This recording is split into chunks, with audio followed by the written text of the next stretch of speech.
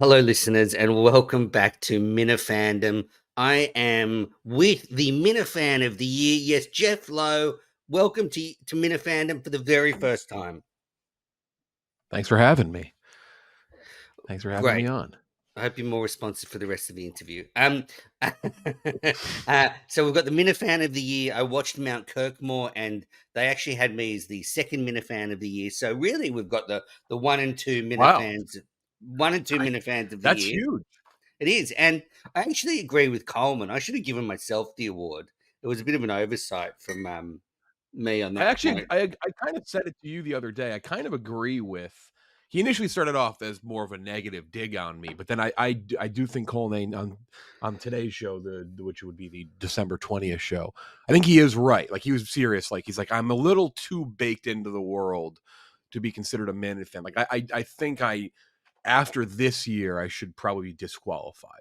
I think that would make sense. Yeah, I'm thinking as well. Maybe we make it a one of those awards you can only win it once anyway. So Yeah, I think that makes sense. Yeah. yeah, unlike the Time Person of the Year, you can win it multiple times. So yeah, so probably got the one and two Minifans here. This is so we'll get to taking care of business, the segment that is dedicated to the New Hampshire cast, which is the best ever podcast Chris Clemmer's done. I would thoroughly recommend you go and listen to it if you want to listen to Chris doing something entertaining. And so this is the first Minifandom since I announced that I'm focusing on Minifandom. I mean, actually, we've got a lot in common here, Jeff. You know, you've just recently said Mhm. goodbye to Lights Camera Barstool, and I've recently said goodbye to Mena's Live. I mean, it was an emotional decision on my part, but when I recorded Minifandom with Julie, I just realized how much I love talking to Minifans about the show. Minifandoms, you know, it's a positive experience. We're here to celebrate our fandom. Whereas Mena's Live has a different vibe to it. And I don't think it's appropriate as CEO of the network that I should be going on Mena's Live ranting and raving and getting into fights with people, because in the end, I need to bring on this talent. You know, and as I've said many times, I need to mentor Beanbag Ron and McFuss Daddy and Steve from Gloucester. I mean, these people are almost my children now. So I sort of have to thank Julie for reinvigorating my love for Minifandom. And listeners, there's going to be a lot more. I've got a whole list of guests to come on. I've got a list of 15 guests. So there's going to be lots of Minifandoms. Just on Lights, Camera, Barstool, are you feeling, how are you feeling about that? Because I think you were a little melancholy when we caught up earlier in the week. Yeah, I think I mean, I think we did a decent job trying to hold it together as long as we did. I mean, could we done a better job? Obviously, yes, because it could have been, like, successful. And I think it was initially at first, but I would be lying if I told you that I didn't lose some of the juice. And I would say it was a co-venture with Ken Jack once Trill Ballins, our old co-host, left.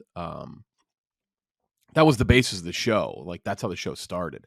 The show actually started as because I was a fan of another movie podcast, an Australian podcast, The Weekly Mm. Planet.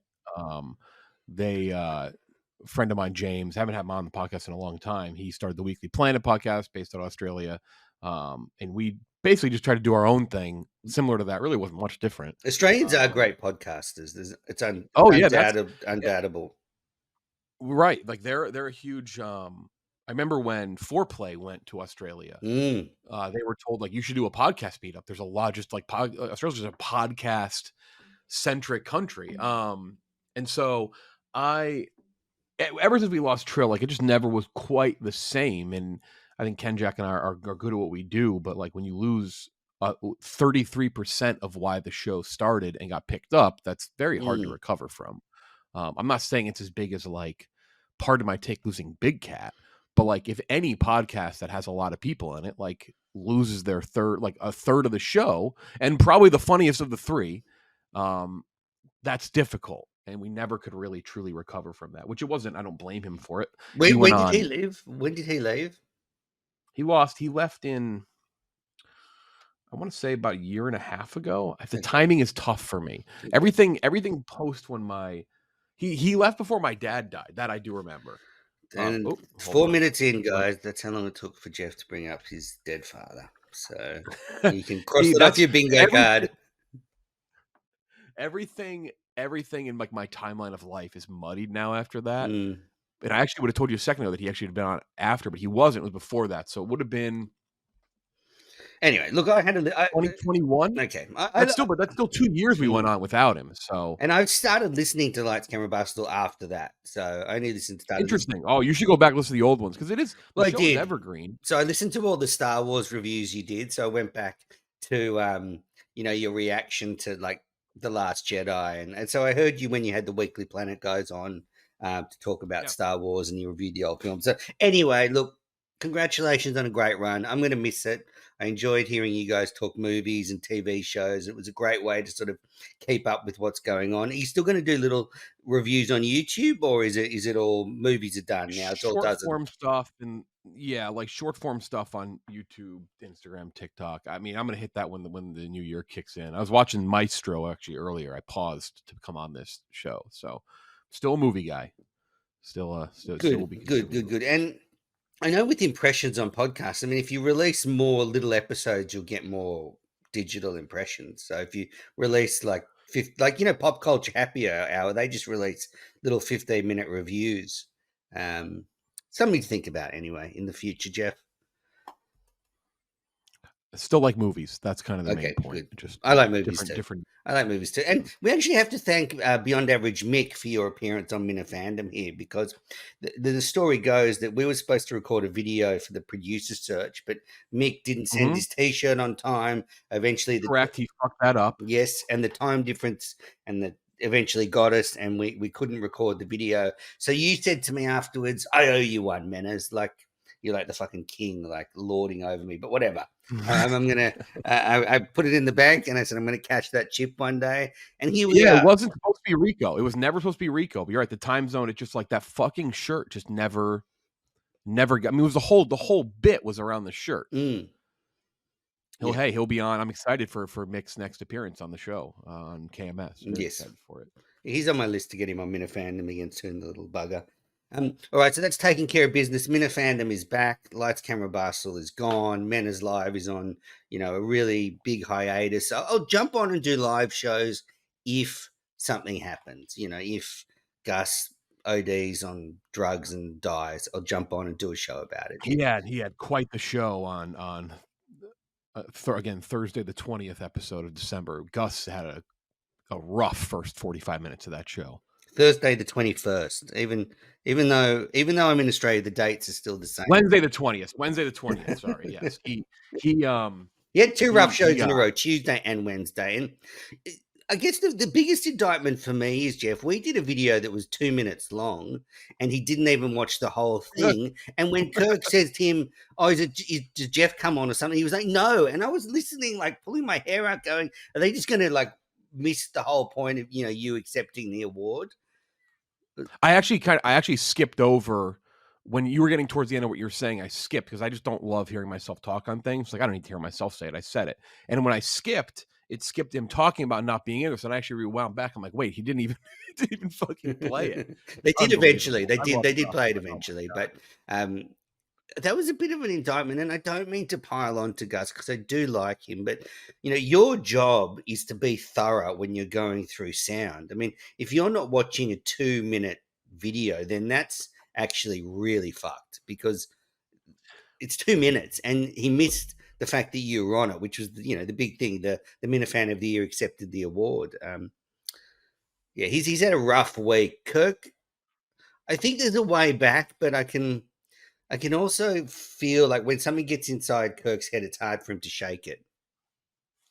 Yeah, but devil's advocate, do you want Gus to come prepared? I don't know. Like if Gus was just Coleman and the only person there, I don't wish ill will on my good friend Kirk Minahan, but I kind of like when Gus isn't prepared. Like it's if he was in Coleman's shoes, it'd be a different story. Like if Coleman was fumbling over everything and couldn't play clips and like that would be pretty detrimental to the show. But like Gus as the add-on in that seat, I'd almost say if he was like too buttoned up, it would be pointless. He's like the wacky side piece. Yeah, like it's good that he's like And again, he had a tough Wednesday. Cullinane was just fucking locked. He was like the Terminator. He was locked and loaded. I It was found that very cringy because Cullinane was so fucking Joe average at his job that it was no, but I a little kind of bit hypocritical of him to then just fucking rag on Augustus. I'm biased though. I'm a Cullinane guy. I always like Dave. So I thought that was pretty that was pretty funny. They were just teaming up on him because he was such a disaster. And who's on? I think then it'll be a lighter load the rest of the week for Gus because I don't think the people will be going after him. It's Mick and who? I forget who it is. It's Mick and I haven't got to the end of today's show. We've just a few minutes left, so don't know. I know it's Steve from Gloucester and Montante is yeah, the right. Which I closers mean, for the that's year. he's gonna be fine in that one. He's not gonna catch much. Well, maybe I mean They both because like hate him. catching heat from Steve is I love Steve from Gloucester, but I mean it's a different type of heat. Catching it from Steve. Steve, it is a different type of heat. Yeah, but I mean, so you said you're a Cullinane guy, is that right? So when did you I sort like of Dave. I'm also a Steve guy. okay? So were you listening to the show like when it came to Barstool? Like, how did your fandom sort of creep up? So I listened more and more the more I became close with Kirk through trivia, but not daily. I wasn't a daily listener. Um, just based on just what I was busy and when I had time to listen. And the producer search, they actually said it on the most recent episode of the show. They said that Jeff became a bigger fan of the producer search, but that also lined up when I moved and working from home 24/7. And that way it's always on my TV above me or on my phone next to me. Like I always have it on. So it's just significantly easier to watch it.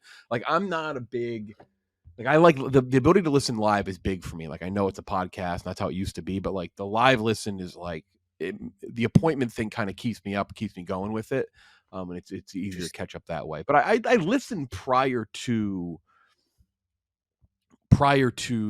like becoming a daily listener, probably for a little while. I would say Kirk and I didn't really become close until I would say probably middle. I don't timing is tough on that. Middle maybe of the second season does. I Mm, really don't know, but the closer we came, the more I listened. It wasn't daily, and then became like daily. Don't miss an episode listener as of definitely this early, like late spring, early summer, whenever closer to the producer search. That's okay, when I listened every day. so it was creeping up, and then the producer search just pushed it over the edge. It was right. It was right when I moved, and I could like I just had the ability to listen Mm. whenever I wanted to. So yeah. It's a great show. I mean, like there's nothing quite like the Kirk Minahan show, and I'm curious to get your perspective because you're coming from. I've been a hardcore Minifan for a long time. I'm brainwashed. I'm insane. But you know, I don't think it's wrong to say there's not really a show like it. Yeah, I mean the reason I enjoy listening to it, I actually the less they talk about Barstool, the more I enjoy it because like I think part of what's nice about it is it's so not Barstool, and so it's like I listen to our other shows. I listen to Mostly Sports with Brandon and Titus. Listen to the Yak. I have radio on. I listen to some of the other podcasts, but the like when I listen to the KMS, like it feels like it's in that different world. So yeah, like when the Barstool stuff's in, it's very funny. But like I prefer when it's not that. Like I Mm, prefer when it's like a rabbit hole, like with Subway and bullshit like that. Like that's what I enjoy. I like the building of characters and kind of this weird universe and world that like exists in its own little bubble. mm, And that's where it's fun. That's where I enjoy it. It's like it feels very. That's why I like being kind of a fan of it because I do feel like I'm not gonna be a fan of like I watch the Yak. I'm not gonna be a fan of the fucking Yak. Those are my mm, like friends and coworkers, and Kirk is as well. But like Kirk is, he kind of when you're like a fan, you're under that umbrella, and like the other people in the show aren't my coworkers. They're like Steve or Mick and stuff like that. So it feels a little different. Where like the other shows, like yeah, like in that world, those are it's like the big cats under Big Cat's umbrella is just my other coworkers. Not that Coleman's not or Gus, they are technically, but yeah, you get my point. Yeah, definitely. I mean, and Kirk's just kind of a genius. I mean, you see it on the dozen, and he has qualities that not a lot of people have. He's very quick. He's very intelligent. He can keep that show going, and it's quite extraordinary watching him do it in real time. That's the thing. I know he thinks about things on his runs and stuff, but a lot of the stuff he just has that instinct to know where to go. Yeah, you navigate. I mean, there's there's not, and I mean not like I'm. obviously Kirk's older than me, but like I still have like a bit of dinosaur media in me as well, which is not always a bad thing. And like there's an ability to navigate radio and callers and people that I mean I don't have it, Mm. but like I recognize it because I am, I'm older than Coleman, for example, and people like that, where while there's a lot of great podcasters who are younger and great like media minds, there's something about having kind of that older radio mindset that if you can channel it into new media, it's a pretty unmatched skill, and he does have that in spades, and that's why it's so good and entertaining. And then also, again, like having people buy in to like the character world, like Wit's a great example of that. Like I would imagine without asking Wit loves kind of the same way that I do. Like Ryan Whitney's Ryan Whitney in the Kirk Minahan world, but he's like a different Ryan Whitney. Like, Mm. not to get too nerdy, but it's like a fucking multiverse type thing. Like, yeah, I'm Jeff D. Lowe, and like that's why I try to be like the Minifan version of it within the show, and not just like the equal of Kirk of like, oh, Barstool employee calls in. But that's why like I do. That's why Jared, Big Cat, like you can tell like you're almost like a different personality when you land in like the Minifan world, because like it's so enjoyable to treat it like it's not part of work almost, even though it Yeah. is, I guess, technically in a sense, right? But it's like that stuff doesn't matter. Like when you're in the Minifan world, all that stuff Right. goes away. It's you shed it, but also that's not what the Minifans care about. They're here to bust balls, have a good So I've time. actually I've called in less. I've actually like I like to call in like not as much as I used to, and I prefer to produce because like it almost feels like I'm breaking the fourth wall when I call in for trivia, where like I'm no longer that fan. Like I'd rather make a meme about Pat Ford than call in and talk about trivia. Where like if they bring someone, they bring me up, like I'll call in if like it makes sense. But even like I'll text Coleman like if something pops up, like for example when Kirk quit the other day, like hey, you can call me if you need it, but like don't force it. Where beforehand I'd be like, hey, I'm calling in, Mm. because like I feel like I don't know, it's more fun to kind of sit on the other side, Yeah, you want to enjoy it. It's like Kirk and the BO boys. He doesn't like to go on because then he can't listen to it. Right. Right, it's so much what we do is not because it doesn't feel like content. That's the thing. It's like everything we do, and I'm very blessed to be able to say that is content with Barstool. And so like when I have something that I can be a fan of and not make it fully, which is weird to say because like I feel like when I'm producing, I'm not actually working. I'm just like a fan. Like I actually feel like I'm some sort like I'm almost in that like producer search world when I'm producing it. Make a So wish, like that's kid. kind of a funny example. Yeah. But no, you're right. It's very different. Before we go on, I just want to ask about these mysterious Emmy awards. So, you drop it in as often as you can that you've won 2 Emmys. Well, and congratulations. I haven't won an Emmy. Um, Won some awards for podcasting, but what did you win Emmys for? Oh, these must be daytime. Are Um, these daytime Emmys or are these? oh, absolutely. Yeah. Producer. But they look like the real thing. If I taped over it, you'd never know. Just an associate, just a producer. Good Morning Well, America. Nothing okay. crazy. So you were. Small category, same 4 shows up for it every year. Oh, no, I have them. congratulations. They're in my living room. I got them. Great. But so before Barstool, you were an associate producer on Good Morning America, and that's how you Yeah, I did social media stuff. I'd help out with stuff on air when I had to. But yeah, producer on the show for technically speaking. that's why you do such a good job producing KMS because you're a gun. I didn't do a lot of like strict one-to-one TV production people, but like a lot of help. I would go on shoots and help with some things and like write questions and stuff like that. It's like I wouldn't say I was like, I wasn't like Michael Strahan's producer, but when needed for stuff on air, great. And off air, I did social stuff, and that was like the main vertical for me. But like I'd go on shoots like with like a lot of the nerdy stuff, right? Like Star Wars Celebration, D23, stuff like that, and help Jealous. with interviews and production. So I love that side of it. That's why, I think it's important that you're able to do both when you're on air as well, which is Okay. oddly, it's not dying, but it is funny. It's like I heard when I was there, it's like nobody's going to be just a on camera person anymore. And that exists now. But then I also see like a lot of people, like they still aren't, like they still have like massive teams and stuff. But I think being able to do your own shit is highly important. Actually, well, it really is good for you if you've got that producer eye when you're performing. It makes it a lot easier. Like Oh, absolutely. Hmm. um, Okay, and were you presented those? So you won them. Did you go to the ceremony in LA? And did you go up on No, stage, or did they just send them to no, you? just watched and just found out we won, and that was it. Then you just get them. So I got 2 of them. So yeah, it's pretty cool. Great. Well, it's nice to meet another Emmy winner. Good shelf ornaments. That's what they are. Excellent. They Um, fill up the bookshelf. Lovely. Well, congratulations. I just wanted to get that out of the way because I did try and Google to do some research to find it, but obviously, associate producer of Good Morning America Emmy Awards don't Oh, the just pop staff is up on massive. doesn't just pop up on Google. No, below levels and levels of like real producers and senior producers and so no, that wouldn't pop up. That show's huge. Now, I just want to address a couple of things that were brought up on the main show. Firstly, I want to talk about Kane. Now, have you seen Kane, Jeff? Like Cain is Abel from the Yeah, Minahan yeah, world. absolutely. Yeah, Who else I do you know a think I'm little bit talking about? about him. I know, I don't know. I mean, Marvel, remember, the Marvel character. I am a newer Minifan. Maybe there's an older character I don't know. Though I'm okay on knowing older Mm, stuff that may not still be in the world. I don't have a ton of thoughts. I thought the Gus story was really weird. yes. Well, that was He's one of those characters. Yeah. Well, it was brought up on the show that, we were all really piling onto him on Mike and the Minifans because he went to the bowling alley and all that stuff.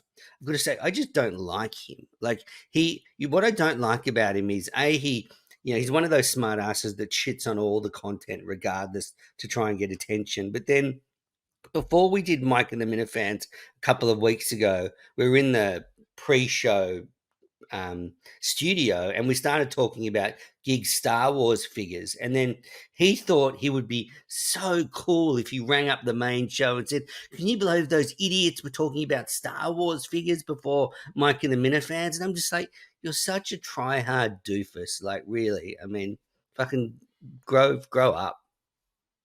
Yeah, I can't say he's one of my favorite Minifans or characters in the show. I don't know a ton about him. I haven't interacted. I obviously have a developing relationship with many other Minifans Mm, where it's like I hate them off the top, then become friends. But he's done some weird things. He's done some odd moves in yeah. in the last month or so. So yeah, that's a tough one. Yeah. So that's why I just want to address that. I wasn't just bullying him because I wanted to be a tough guy or a gatekeeper, as some people say. I just think he's a dickhead, and I think it's very sort of childish to think a conversation about Star Wars is embarrassing. I mean, what are you talking about? There's nothing more. Um, I respect nothing more than people talking about Star Wars. So Yeah, I don't know why that matters to him. It's very odd. yeah. Yeah. Next question. Next topic was there's been some tension with John from Scranton, allegedly. I'm trying to work out what that's got to do with. I think I kicked him off Mike and the Minifans, but he actually wasn't invited on, and you can't have John on a screen with 6 other people because he doesn't shut up. So I'm trying to get to the bottom of that. But also, he was the producer of Men is Live, and I think he's taken it really hard. I mean, he's out of a job now, um, so maybe that's sort of come home to roost for him. He wasn't as vocal during. He was good when he was in the producer search, but he wasn't as like everyone says like he is. Once he gets going, he doesn't stop. But like I feel like that didn't shine through as much where it might have benefited him with the producer search. Mm. Though again, like it also benefited to be a complete just fucking doofus in the producer search as well too. So that was also a I think it positive for some people. Unfortunately, I think John's history really counted against him. Like, if he's got an up and down relationship with the show over a number of years, he's a fucking weirdo. Like, it's not that he's not entertaining, but his idea of entertaining is very weird. A lot of his videos he puts on Twitter, they're well made, but they don't really land. There's no real joke there. Like, he's, I just think in the end, he just probably his history counted against him getting the job because he was as good a candidate as any of them. Skill, technically, prepared wise. He's a hard worker. He never stops. But I think his history counted against him. I mean, Mm. if you go back and watch his old Mincel show from when the network was really going in 2020, I mean, it was always trouble and stuff like that. So. Anyway, I'm going to sort it out with John. I don't know why. There's no tension on my end. We'll work it out. So, Jeff, we're 3 months into the two new producers. 3 months in, give or take. Hmm. We're going to do letter grades now. I'm going to give Coleman a B, and then you've Gus a C plus. And Coleman, I think I'm only giving him a B because I think he can improve. Like, not that he's doing anything terribly wrong, but I think he'll get better. So you can't give him an A now because I think there's actually a bigger ceiling for Coleman. And Gus, I think C plus from what you said. Actually, if he was an A, that would be boring. Like, him being a C plus is good. You know, he's around average and he fucks up enough for you to have fun at him. So what would your letter grades be for both of them? Coleman probably a B. I would give Coleman a B plus because I think to come into the world as a non-fan and do this is very impressive. I think anyone who gives him shit for not knowing old stuff is crazy. I think the fact that he came in as a non-fan, he also scrambled because he had just been fired. Excuse me, sorry. So he came in late in the game. That's impressive. Yeah. I think there's definitely things he could do better, but he's pretty good. He's only gonna get better. So I give him a B plus. Oh, by the way, people say I'm not funny. I came up with the Coleman is gay joke. I just want that noted. Kirk keeps saying, "Man, this is not funny anymore." I came up with that joke. Well, funny would imply that that's a joke. Okay. Which it may just be an observation. Well, it is an observation, but I thought it was a funny observation. As someone who spent a lot of time from the area in which Coleman is from, down the Jersey Shore, Coleman is like a fucking cookie cutter human being from that area. It's very funny to me. From his area. Gus. Anyway, Gus. Coleman, I would say B plus. Gus, I don't think Gus can ever be anything but a C plus, C or C minus. And I think if he, like I said, if Gus is a B minus, he should be fired. That means that's like a bad zone. But I'd actually say I'd give Gus a C minus. I think Gus is very funny. I think he's very good. Whether it's intentional or not, I don't know. But there's that one thing which I'll knock him on is that it was that run of Justin doing things he should have been doing. Yeah. Like I like Justin, but Gus should have been looking for potatoes in the middle of the show. I think that's like that's like maybe the best example as to like where he falls short. Gus should have been driving to Subway. Like that's his role, and I think he's very good at it. When he finds the moment, he does it. He's very good at it, and like even when he's not trying, he's funny, and his the negative things that he does, or like stumbling on his words and not being prepared and things like that. All is very funny, and I would hate for that to change. But I think on top of that, it's the crazy things that like Justin does that I do think Gus needs to do more of. He needs to see it. He doesn't. It's like he's not seeing the field. Like I don't know what it is. Like it's like he's dropping back to pass and he's just not seeing the open receiver. But I think when he does, I think he's really great at it because he is a shameless human being, and you have to do a lot of those things. And I think once he starts seeing the opportunities, he has to be very good at it. I like Gus. I like shitting on Gus. I'll admit that. But like. I'd also help out Gus at any moment if he wanted to. And I think I hope he knows that. Somebody got mad at me last week when I was like, "Oh, Gus was adamant about getting me this thing." Got all upset. I'm like, I'd help Gus out in a heartbeat, but I'm gonna make fun of him. Like that's just what's gonna happen. Like that's his role. That's the seat.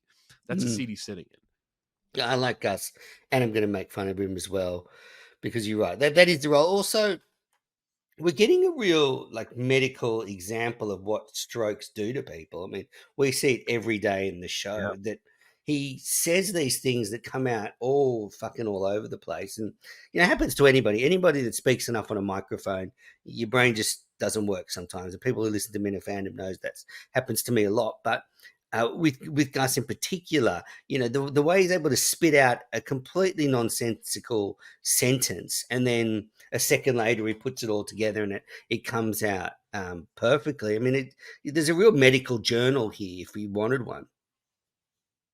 I love him saying things the wrong way because you just truly could not make that up. Like there's no way to make that like your bit. Like it just has to be a natural thing that happens, and it makes me laugh every single time. It's very, very funny. Do you think Justin will end up at Chicago, and do you think he'll do well? I do. Yes. I don't have much. I mentioned it when I was producing. Well, we got a small update. It wasn't anything crazy new, but like it does sound like will he do well? I don't know because I don't know what exactly he will do, but I do think he'll end up there. It sounds like it's going to happen unless he has a change. I think it will come down to him if he decides not to do it. Honestly. Yeah, I think he'd be great there. So I hope he does it.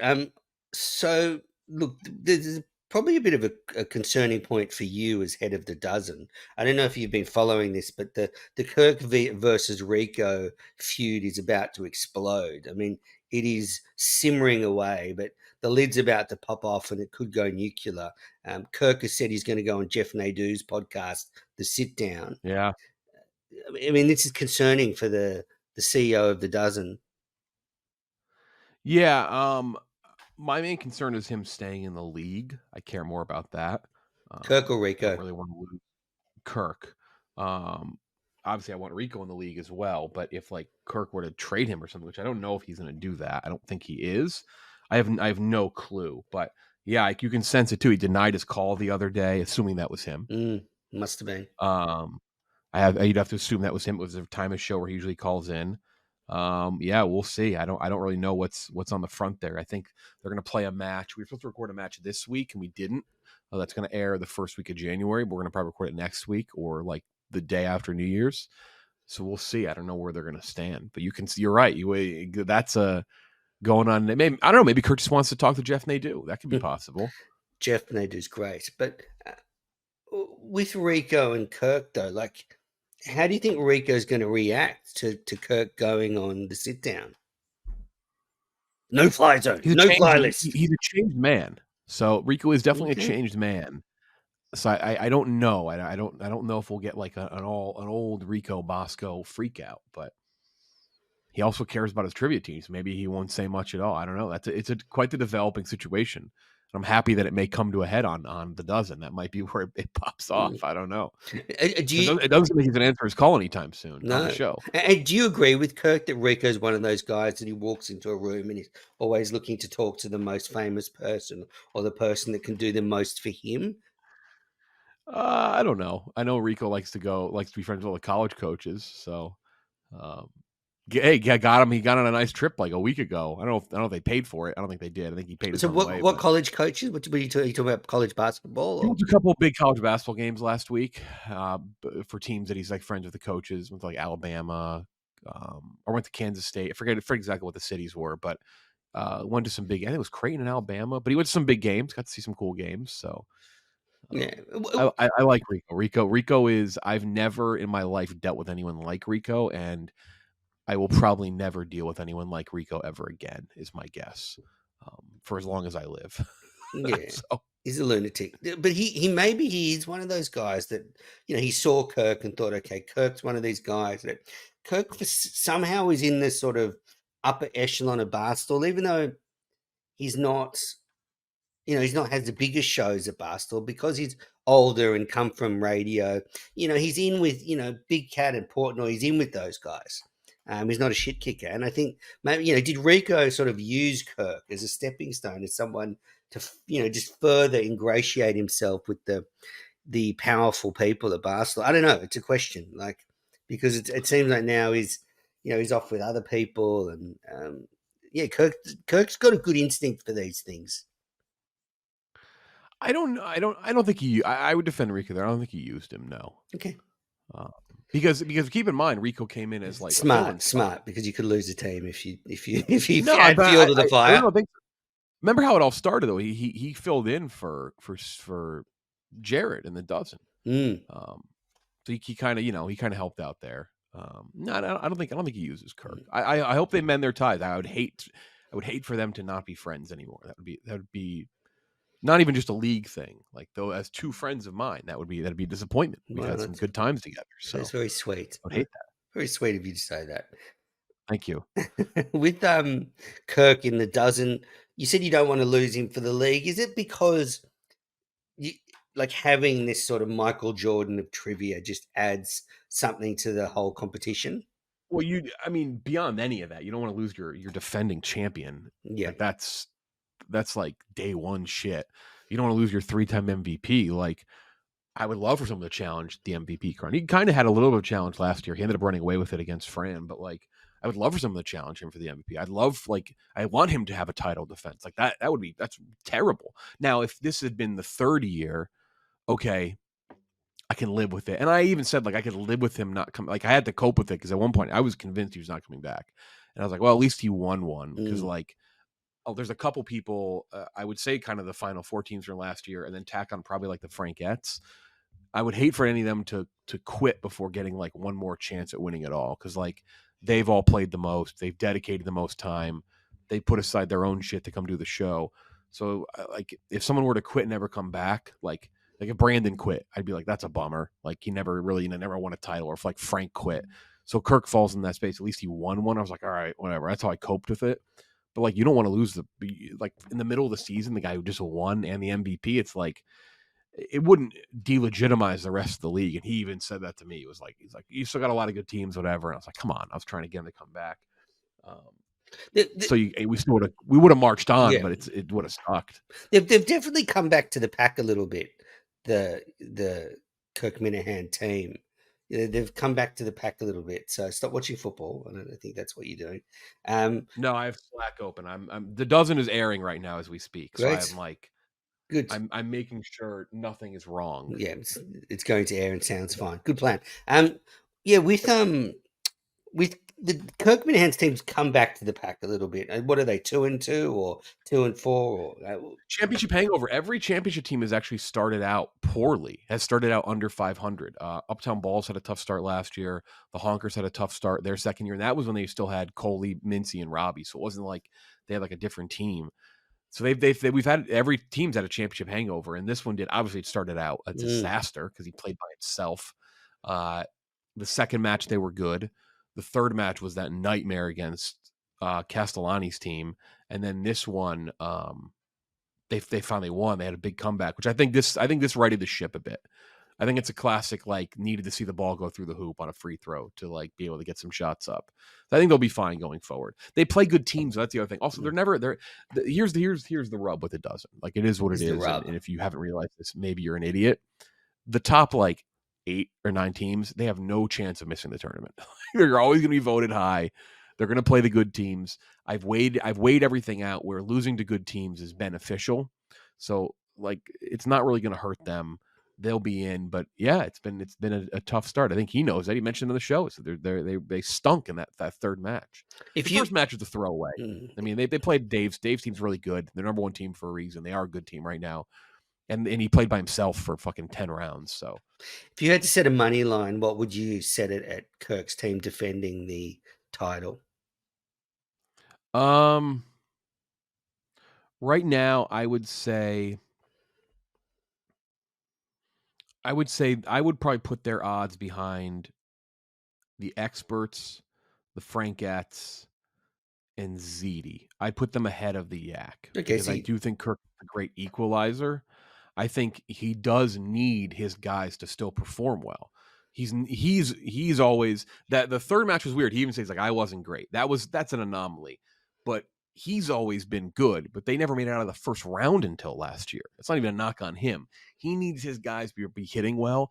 They hit decently well last game. Hank played okay, hit some big ones. Rico played okay, but like you saw it like until last year when other guys performed and Rico stepped up and Quick stepped up, they weren't winning anything in the tournament. So I would put them fourth there because right now they look, unfortunately, probably more like the first 2 seasons where it was Kirk carrying every ounce of the team. Opposed to last year, like he got just enough help. Or if he gets just enough help going forward, they're obviously the favorite. But I would imagine he would probably agree with me on that. Like right now, he's getting season 1 and 2 production from his teammates, where he needs season 3 because you just can't win that show alone. You can't do it. He's proof of that. Interesting. So you'd have him fourth favorite behind those 3 teams you named. Okay. Interesting. Those 3 teams are right now firing on all cylinders, all 3 members, and that's something that he just doesn't have. Like he scored above 8 points every year, including the first year when there was less points available for most of the season. He can score. He's proof. He scored 10 points in the first match and they lost because he had to play by himself. Like that's crazy. He knows it too. So honestly, it's an indictment on his teammates more than it is him because he's always consistent. He's going to give you the same amount of points every match, and then when his teammates show up, they're kind of unbeatable. But we'll see. Right now, they haven't really shown up as much. Hank did the last match. So I think if they show up the rest of the year, they're the favorites. Yeah, time for him to pull his finger out, Rico and Hank. All right, so that's the dozen. There's a few people in the league that if you put them with him, I'd almost have to like cancel the league because they'd never lose. Like there's just a couple.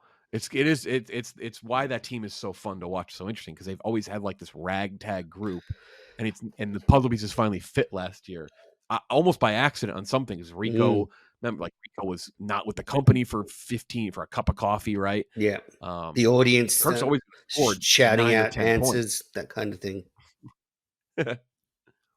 Uh, so you've had two great, successful shows at Barstool now. Obviously, The Dozen, and then recently Surviving Barstool, host of that. I thought it was a Mm. big mistake to get Kelly Keegs on at the end to do that weird wrap up show. I think should have been you probably.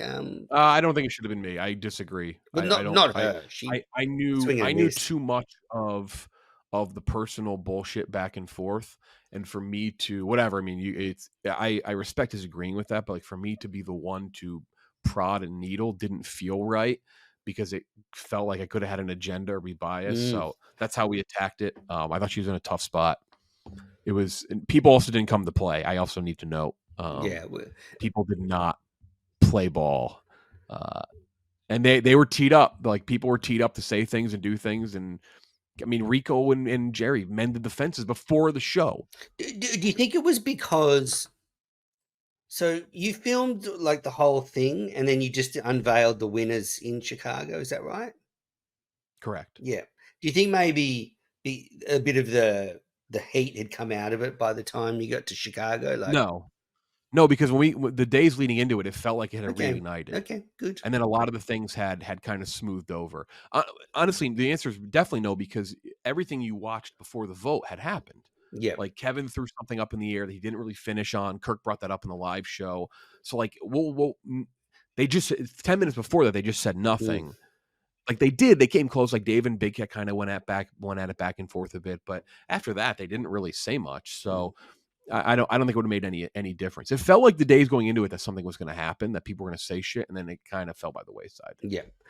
I love the fact that sort of a bigger audience got to see Kirk make one of his famous takedown speeches because as a Minifan, and I'm not like saying we've heard that kind of speech 10 times, 20 times, 30 times, 40 times, Mm-hmm.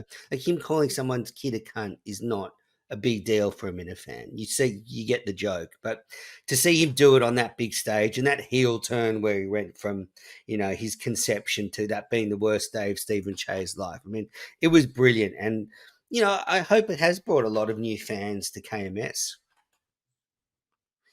Yeah, I would assume so. Even like within the company, more people paid attention to things like Tommy and stuff, and there's like it's a little more clear in that sense. It seems like For people to like it makes more sense for people. mm, Like Gus was what was a Gus, mm, and now people know what what exactly. Gus is. So All right, we'll get to the listener questions because we've got a lot of them. But I guess you have to say inside Barstool now, there's a lot more fans of Kirk than there were a year or two ago. Like he's mhm. turned the corner. He's Mr. Barstool. I've always said he's the most prodigious talent at the company, and I think he's being recognised as that. I mean, who else could do what he does? Win trivia, win golf, be funny, be acerbic. He's got it all. Just he didn't get the Survivor, which I thought he was going to win at one point. Yeah, I That knew was the he one thing he wouldn't. doesn't have. No, but people hate him too much. No, he was closer than I think you may realize. Like there was a time where I thought he was in the perfect alliance, and I talked to Stephen Che, and I was like, it's like pretty good alliance. I think I said this on Kirk's show. It's pretty good alliance.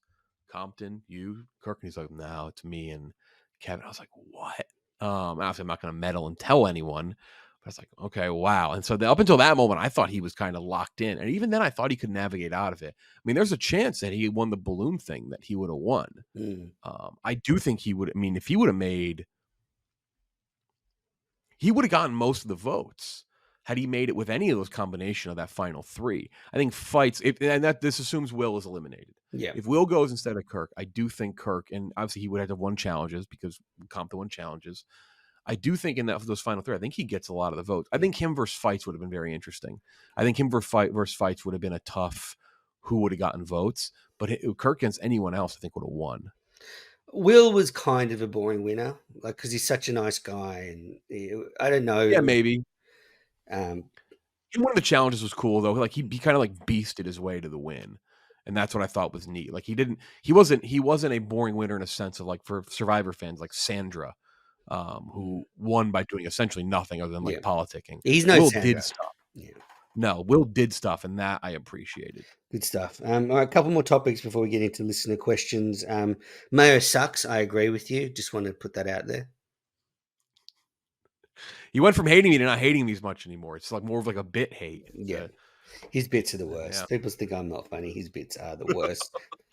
Kirk wants to do a movie show. Would you have a problem with that? No, I don't give a shit. Anyone can do a movie show. Okay, I think Just don't say you hate. Don't tell people to not go to the movies. That's my. I don't think That's my Kirk one says that. gripe. And No, actually, I know he doesn't. No. I'm saying at Barstool, like as long as I don't care if anyone at Barstool wants to talk about movies, just don't say don't go to the Mhm. movies. I have to say, I wouldn't say I fell in love. I fell out of love with the movies, but I started to sort of drift away from really um, following new movies and really being into it. But then, actual KMS, Kirk talked a lot about movies with Clemmer, and that started to sort of, I would say, reinvigorate my love for movies. And then I started listening to LCB, Lights, Camera, Barstool, and I'm much more of a movie buff than I was a few years ago. I mean, I always loved movies, but I just drifted away.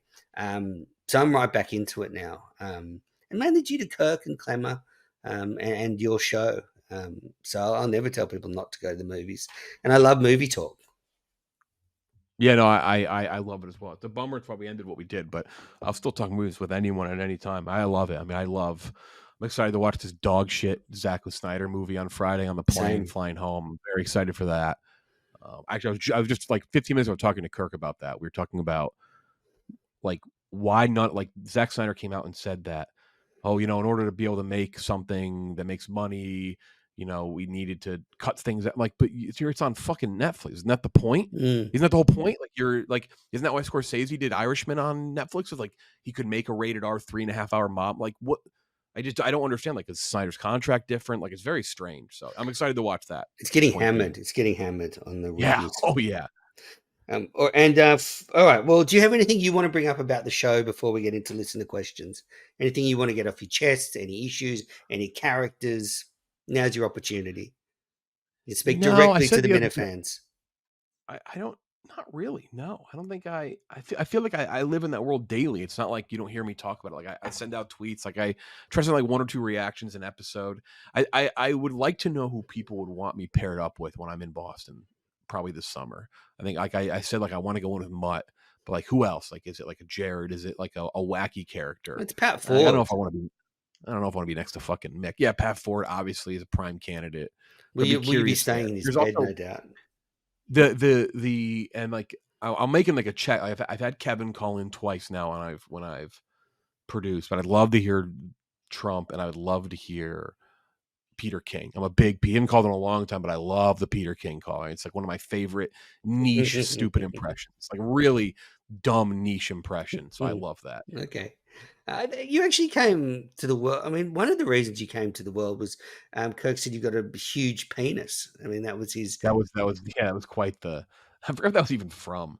Well, I I don't even think remember what that was he from. just saw your bulge, I think, at the mini golf, and obviously he couldn't take his eyes off it. What a world the show is. You're not denying it, so Jeff's got a massive hog. Can't deny it. Can't deny it. Yeah, why would you anyway? Why would you? Like, Yeah. if he said it was micro penis like Cullinane, I mean, that is one of the wildest things from Cullinane's history on the show. The fact that he went on air and said he has a micro penis, and then goes, actually, it's not a micro penis. I mean, I'm exaggerating. I mean, you can't come back from that. You don't have to say that. Like there's no one will know. You don't need to tell people that. It's like a crazy thing. Okay. All right. Well, let's get to listener questions. The first one is from Andy Mayo. Okay. Jeff's top moment of 2023. I'm assuming that's show moment. Show moment. I mean, it's a stupid question. We can fuck that question. No, it's a good question. I'm trying to.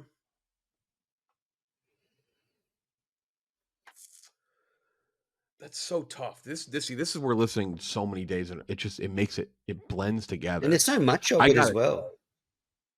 I gotta say, the other day, it's not top show moment, but the other day when Coleman didn't know Babe Ruth and said Mike Piazza was maybe the hardest I've laughed listening to the show ever. Just like it was shocking. Trying to think favorite show. That's tough. Stuff during the producer search was very funny as well. Anytime someone gets kicked out of the studio, I laugh. Like when what's his face, pizza guy, who was it, got kicked out. I love like little moments like that. But like Yellow big moments shirt are guy. tough. Yellow shirt guy was a good moment when he just sat there staring the whole time. To, Who to came me in a though, couple weeks ago? I don't know. Some couple weeks ago, and Kirk just destroyed them off the Oh, that was top. Beanbag Ron. Poor Beanbag Ron. Beanbag Ron, right. Like that's the dumb shit that sticks out for me. That's why like I don't envy the job that Gus has to do with the top show moments, the best of, because it all blends together so much. Obviously, it's his job, so he lives in it a little more. But I love the little stuff, like the little, not like offhand things, make me laugh the Like most. Justin driving to Subway and all that stuff. Right.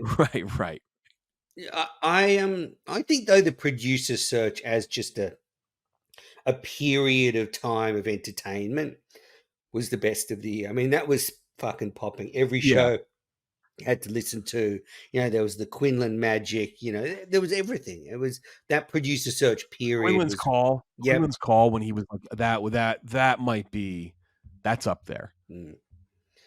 Okay. Next question from Andy May. A movie you're most excited for in 2024? Dune. Okay, I'm excited. Dune 2, I'm excited for that. Will you be in Portland? No, I will not be. I don't know when I'll be at a live show. I will be at one. I will make that work. I just don't know when. Hopefully he does one in LA and then we can both go because it's just one flight. That's easy. One flight for me. Yeah, right. That'd be quite simple. Yeah. Yep.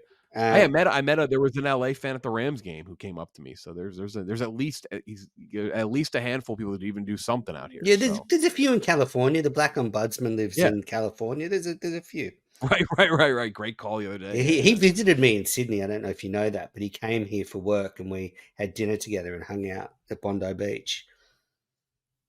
So let's make LA work. But I'll go to a show no matter where. I'll eventually do one. That's for sure. Yeah.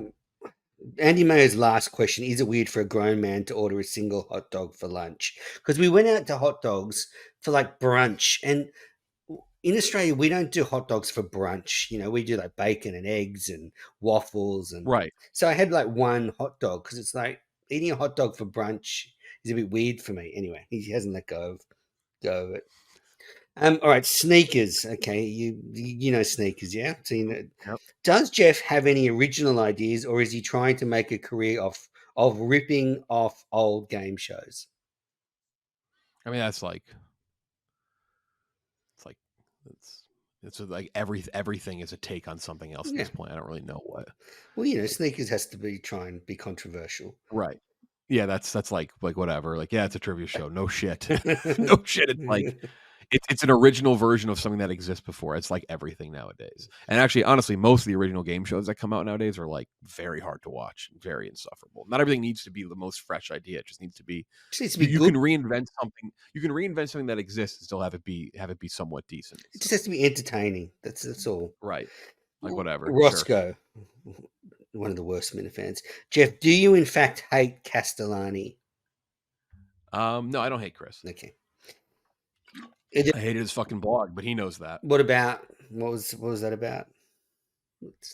His movie theater blog. He knows that though. So that's like, it's old hat. That's old news. What was that? The one where he wrote about not going to the movies? Did I hear something like that? Yeah.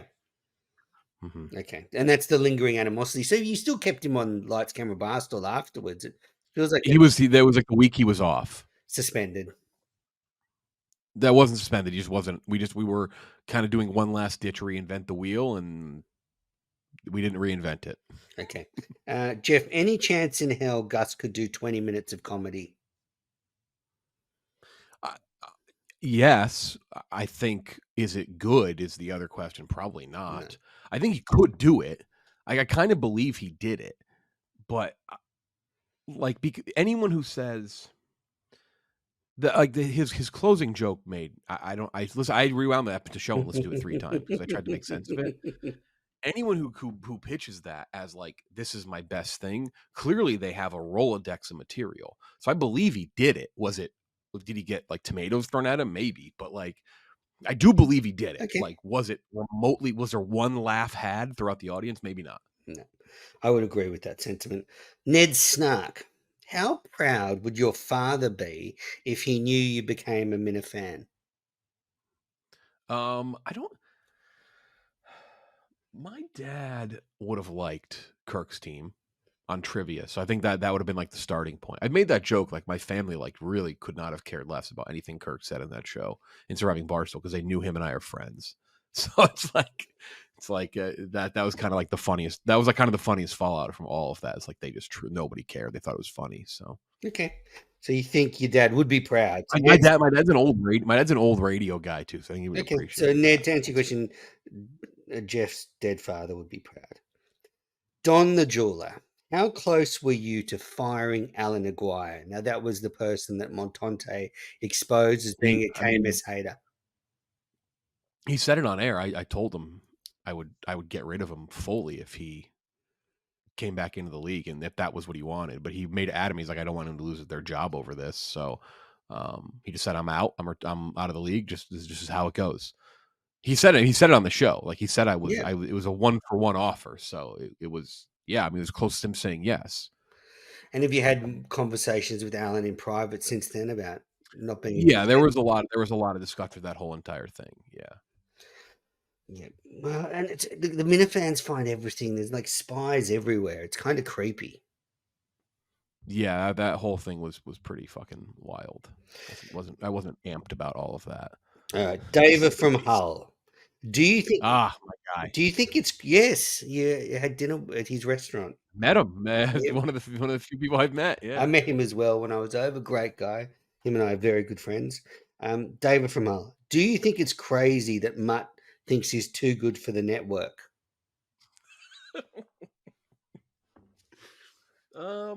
He's got to go on now. He's got to go on at this point. Come on, give it a go, give it a whirl. Like that's like he's got to go on at least one time. I said I offered to have him do it with me, go on together. If he wanted a partner in that, We kind of dropped the ball. We didn't even ask him or Jared Carabas. I know we didn't. I need him to go on. He's got to go on. Okay, I agree. And have you tried getting Mutt a job at Barstool? I mean, I think Jeff's just happy to keep his own job at this point. Yeah, no, I'm not. Yeah, I can't. I mean, if he ever is in deep talks and needs someone to vouch, I would definitely vouch. But because you're really lucky. I mean, the way the dozen and surviving Barstool went, like obviously LCB Lights Camera Barstool didn't go well, so they've shit canned it. Whereas, if it wasn't for the dozen and surviving Barstool, you'd be like Coleman was a few months ago on the job circuit. Maybe could be the case. Yeah, you could be applying for Gus's job. Maybe, yeah. All right. Here's a good question from Kelly Jean White. What was Jeff's first impression of Kirk? So when did you first meet him, and what was your first impression? I don't know. I truly do not know when I met him. He was in the office 1 or 2 times, and I didn't really speak to him, not out of like disgust, but just didn't cross paths. He did KFC radio in the old office. I believe that's the first time I saw him, and I didn't know much about him. I didn't have much of an opinion. I knew he was like a grating personality, right? Like that was like the whole thing. And like, well, do you remember when he first engendered an emotional response from you?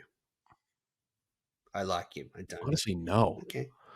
Maybe when he first mentioned about not playing in trivia, and I reached out about it, but I didn't none of that like mattered to me. Like I didn't really have like any strong opinion one way or the other on that at all. Any of that. So would you have first kind of really got to know him when he did trivia the first time with Carabas? Yeah, really, that's it.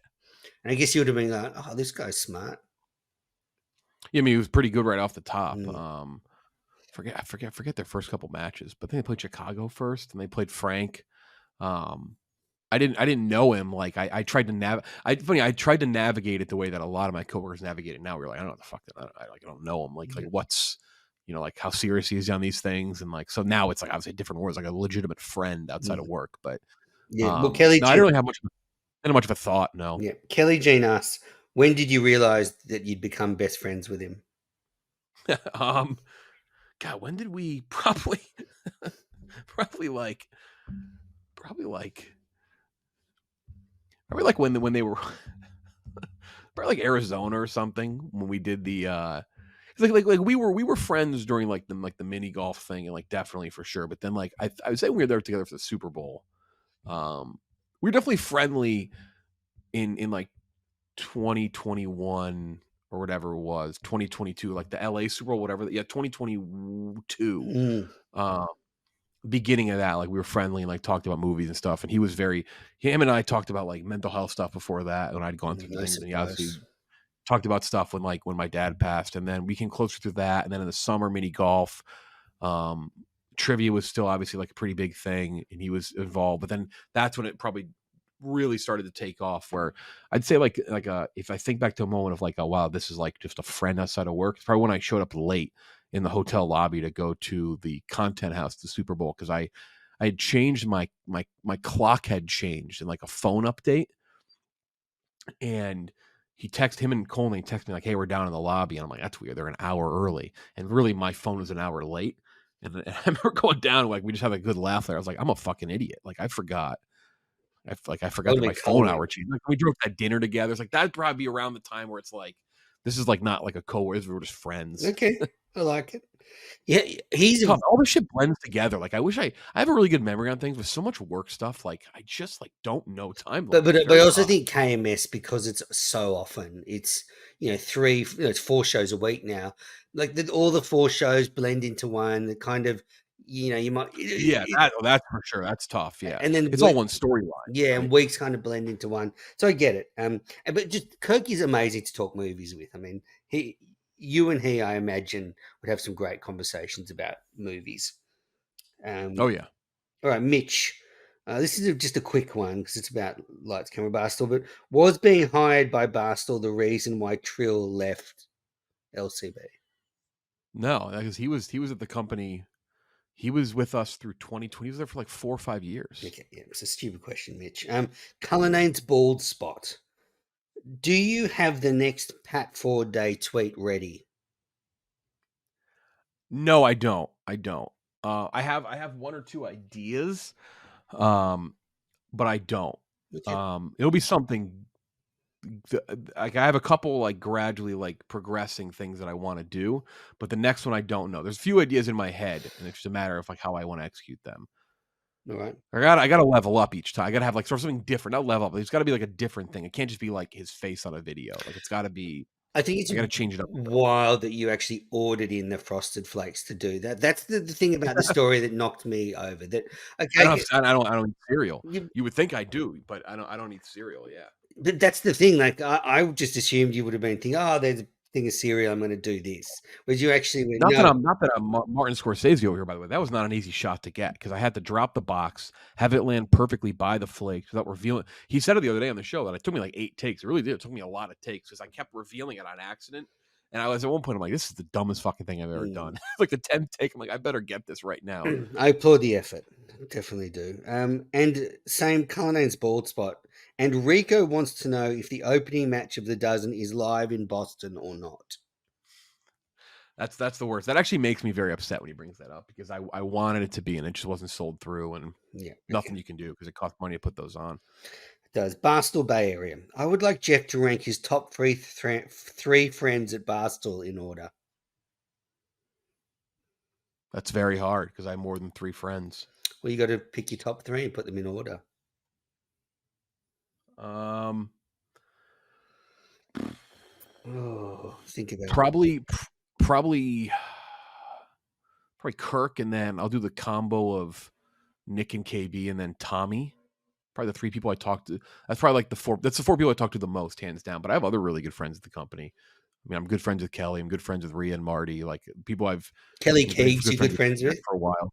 Yeah, Is that why? That's why you respectfully disagreed. I'm a big Kelly Keegs fan. I've never heard a thing of content she does. I just like the way she looks. And I like the way she sort of rants on Frederick Twitter. Robbie Fox, another good one. A villain in the KMS world, technically. I'm Mm. really good friends with Bob Fox. But those are the 4 people I probably talk to easily the most, like daily. Does Kelly have those kind of crazy chick vibes to her when you get to know her, or is she normal off content? No, I think Kelly's very good at what she does with the company in Okay. terms of like turns it on and off All and right. can get into it. I appreciate people who give a shit at the Would she company. be That's crazy the in other thing. bed? Do you think if you had to answer the No comment, no comment on that. You're not just divulging into weird. It's like a Kevin what's question. Kevin's question to Kirk about his daughter's No, tits was that's just that was the first time Kirk hasn't answered one of his questions. That was the first time. In all the questions he's asked, that's the first time because he knows Kate kind of listens to the show sometimes. He didn't answer it. I I like people who care at the company. Like I don't like people who don't care about things. And you've like Kirk cares. Mm. I love when people go all in on stuff in the company. And like I said, I just mentioned about Kelly, like I respect anyone who does content and will, no matter what they're doing, whether it's surviving or whether it's another show, like they care about You it. should probably And I take think there's some people who don't always care, and I wish that was the case for everyone. yeah, I think you should take that attitude to the bedroom. Just anyway, Esty Robinson. No Will comment, no comment. will he participate in a Minifan Biggest Loser competition with Andy Mayo and Coleman? I only gotta lose like 20 pounds. It's like all I need to lose. I'll tell you what, that surviving Barstool, those 4K cameras did a number on me, and I actually looked better in like the last 2 episodes than I did in the first couple, which was it was filmed over 4 days. The I stress wouldn't need got to much. you. I would I could be eliminated in the first like if we did one of those, I think I only need like the first like 3 episodes. I think it'd Okay. be good. I just gotta drop just gotta drop my face. Come Yeah, on. yeah. The camera puts on 10 pounds. I mean, I am. Terrible. Oh I'm man, for 4K, it's like 100. yeah. I'm svelte. I'm athletic. Yeah, I just I could use to lose 15, 20, but yeah, I mean that show made me look like I was fucking Jared Fogle. I just All right, Clark Spencer. Will Gus get far enough into this podcast to listen to this question before calling it a day? Well, we're an He hour didn't make in. it past the intro. No. He didn't make it past the intro. So no, Clark, to answer your question, no. Buddy, are the Eagles frauds? I don't even know what that means. I'm gonna say no, but I think the Eagles. I have a future on the Eagles winning the Super Bowl, so I'm absolutely fucking biased as can be. So Okay, you an wrong person to ask. Eagles fan? I'm not. I'm just blind to the fact that I think they're still really good. So There's a question here about me stopping Menace Live. This is from Tim Smith. He's very upset about me stopping Menace Live, and he wants to know your thoughts on it. But I imagine you don't have many thoughts on me stopping Menace Live. I feel like your reasoning though. Your reasoning is very sound. Yeah, Like you focus on the things that you think give you the juice. Like that's just how it is. If thank you you. live in a world and you do things that you allow you to do that, why not do that? Never do anything that you don't enjoy doing or even makes you not enjoy it a little bit. Yeah, and can you sort of That's my motto. understand? You can probably understand that as CEO of the network, a lot of Menace Live used to be making fun of shows on the network and interacting with other characters. And as CEO, I have to be above that, and that's just the way it is. That's leadership. Yeah, no, I'm a big believer in doing what you enjoy. And the second you stop enjoying something, you should think about either changing it or not doing it. Thanks, Jeff. You made me feel a lot better. There's a question here about LCB. We've covered that, but it's Doug Pretzel asked, "What is Trill doing now?" Who left? I'm not at liberty to say. Okay, so he's out of the media. Has a job, Okay, has a great. job, has a family. Okay, We know great. that. There you Yeah, go, Doug. Trill's I found respect his happiness. to be private in the social media world and still be active on it. He's not anymore, but to have been active on it and be private that's a tightrope act. So I give him a lot of credit. And last question now. This is from Iowa Minifan, who we've both Oh blocked in the God, past. He wants to know what needs to happen to get him unblocked. I'll unblock him after this airs. Okay, I've there you decided go. I like him. I like Andy Mayo. He can thank Andy Mayo. Andy Mayo. I don't have a number. No, I do. There is one Minifan who I actually hate. I'll never unblock him. It's this guy who went on a fucking tear after surviving Barstool episode 2. He looks like he's got like a Sith Lord icon. I hate that person. I wish him nothing but the worst in his Is life. it Be Good Minifan? I don't know. I only knew he's a Minifan when I clicked on his profile. He was like incessant. I almost thought he was a burner for somebody within the company. That's how like how endless he was. So no, I don't hate Iowa Man. I will unblock Iowa Minifan. Okay, He made me mad when he would spoil the mini golf thing and all my replies. That's what set me over the edge. I was like, look, I know it got spoiled for you, but like, don't be a dick. Like, you don't got to be an asshole for everyone else. No, yeah, I like him now. I like Iowa Minifan.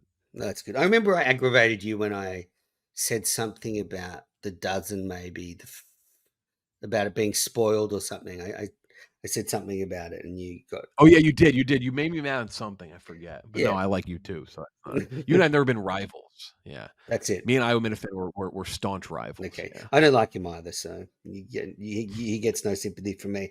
Well, that is it for the listener questions. Now we'll wrap it up with a couple of the segment dedicated to the former hosts of this show, Red's parents.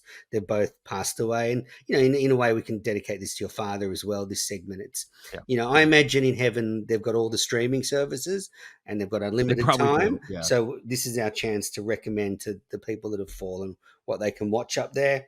I just want to give everyone a network update. There's a great episode of Mount Kirkmore. Go and watch that. Steve from Gloucester dropped a new consistency podcast. He did. Have you heard that? Did you listen to it yet? Or No, I will listen to it via the Kirk Minahan yeah, Show. it's sort of he needs to find a new act, old Stevie. But it was good. 16 minutes. I like the concept of just doing 10 or 15 minutes on the show, and I encourage other Minifans to do it. Just record it on your phone, send it in. But what have you been watching, Jeff? I'm rewatching House of Cards. Yep. I don't know why. Mm. Um, I also heard you watching do all the movies. Star Wars rewatch as well. I am doing a Star Wars rewatch. I mean, I'm just watching all the new movies that I can. Like, I have a show. I'll always have a show that I'm watching. I try not to watch movies when I'm working because I know how to focus on them. But like, I always have a show that I have up. Right now, it's House of Cards, which I'm in the good part of House of Cards. It gets bad pretty soon because I'm in like the middle of season 2. But then other than that, like nothing crazy new. Like I watched the King Kong show and I've seen all like the new movies that have come out and King Kong movie's great. Again, I'm watching the Maestro as we speak. I didn't love Wonka at all. Mm. I thought it was fine, but Heard that not review. anywhere near what people love it. And I just can't get on board with that. I did not like the new Netflix movie, the Leave the World Behind, the Obama one. I quite know Julia liked it. Roberts is very young. I thought it was a very fine telly movie. Like if I didn't hate as much as Colin hated it. I didn't hate it that much, but I did think Julia Roberts, he said it on his show. I thought Mahershala Ali acted circles around Julia Roberts. I thought she was very out of place in that movie. Interesting. I appreciated the attempt. They attempted to do something weird, but sometimes it's like, it's like I can see, like sometimes the effort is so great that it's like I can just see the effort. I don't see the results. Yeah, I just felt it was a very fine movie to watch on the couch. If I'd gone to the movies to There's see, been I might not have There have been. been way worse Netflix releases. I'll put it that way. There's been way worse things on Netflix. So Definitely. So Star Wars rewatch, you're watching all the movies again. Earlier this year, I did a full timeline rewatch with all the shows, everything. Took about 3 months. It was very satisfying. Very, very satisfying. I'm watching on 4K for the first time because I have the 4K player, my new TV, big TV. So I've been watching that, and it's just the best. Empire Strikes Back it's fucking unbelievable. It's an amazing movie. I also they screened the 3 originals on the original 35mm release this year in a cinema here. So I went and saw that. That was brilliant too. It hasn't been this. If there's ever a moment to see it on the big screen, it's an automatic buy. It's an automatic go see it. Definitely. Never miss that opportunity. I'm rewatching Rebels as well because after Ahsoka, I wanted to go back into Rebels again. So I'm almost finished the rewatch of that. I love Rebels. Love that show. It's certainly grown on me. And then I think maybe the most underrated show on television is Slow Horses. Have you ever seen it? No, but I know people have watched it. Jeff, you have to watch it on Apple TV. I think they're airing the 3rd season right now. It's 6 episodes a season. You could binge it on a weekend. Gary Oldman, maybe the performance of his life. I mean, I can't think of a better show on TV at the moment. Like it is that good. I'll throw it out there. I'll definitely Slow Horses. I mean, it's got everything I love about a show. It's got action. It's funny. It's clever. It's well acted. Yeah. Have you heard of a show, Citadel? Citadel. Like the most Wait, did expensive. I? It was on Amazon Prime, the most expensive show. I haven't watched it. Someone recommended it to me. What is this one? Yeah. Oh no, I'm confused with something else. No, is it worth watching? Scores aren't that great. No. Okay. You haven't seen it. And that's about it for me. I saw Silent Night, that new John Woo action film last week.